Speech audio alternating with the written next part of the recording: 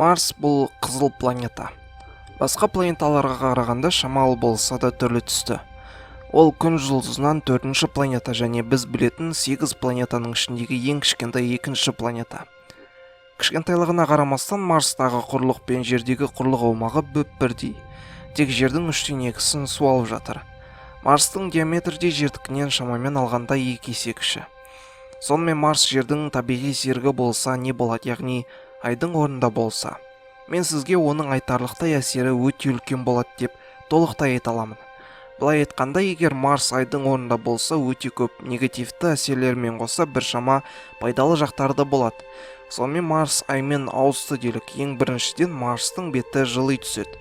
Бұрынғы өте суық Марс жылып, тіпті екі полюсінде орналасқан мұз күйіндегі су еріп кетер еді. Онымен қоса айдың көлемі басқа үлкен планеталарға қарағанда кішкентай екенін білетін боларсыз. Егер Марсты дәл айдың орбитасына орналастырсақ, онда Марс жерге соқтығысып кетуі әбден мүмкін.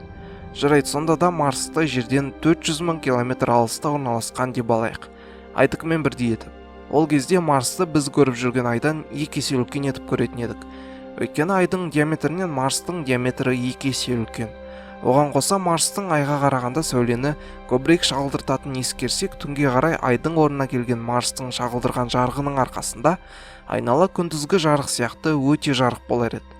Қараңғыда көрінген ай ақ түсті болып көрінсе, Марс өзінің қызыл бедерінің арқасында қызғылт сары болып көрінер еді.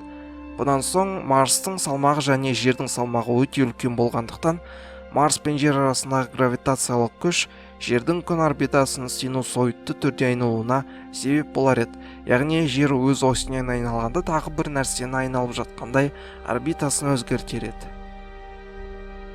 Айдың жерге бір бетімен қарап айналатыны сияқты, Марс та жерге бір бетімен айналар еді. Оған қоса Марс арқылы шағылған жылудың өзі жердегі орташа температураны көтеріп, тіпті полюстердегі мұздықтарды ертіп жіберуі мүмкін еді. Айдың біздің планетамыздағы мұхит, теңіздердегі толқындарға әсері бар екенін білетін шығарсыз. Егер Марс айдың орнына келсе, жердегі цунами және басқа да мұхит дауылдары күрт өсіп кетер еді. Бұл өте жаман, бірақ тек қана жаман әсерлер алып келмейтін еді. Марс егер айдың орнына болса, мынадай пайдалы жақтарын атап өте кетейік. Марс жерге өте жақын болады. Сондықтан да Марсты зерттеулер қатты қиындық тудырмас еді. SpaceX сияқты алыптарға Марсқа адам немесе зонд жіберу ешқандай қиындық тудырмас еді. Opportunity немесе Curiosity сияқты марсоходтар түсіріп алған суреттерін, бейнелерін бірнеше секундта-ақ жіберер еді. Тіпті тікелей эфирге де шыға алар еді. Мүмкін адамдар Марстан басқа да бактерия немесе вирус түрлерін тауып, Марсты отарлауды жылдан бастап кетер еді. Марсты жасылдандыру оңайырақ болар ма еді? Қорыта келе мұндай ертегі болмайтын да шығар, бірақ егер Марс айдың орнына болса, басқа қандай айырмашылықтар болар еді деп ойлайсыз? Ойыңызбен бөлісе отырыңыз, және видео қызықты болды деп ойлаймын. Сондықтан сіздерден лайк, ал бізден келесі қызықты видеоларды күтіңіз.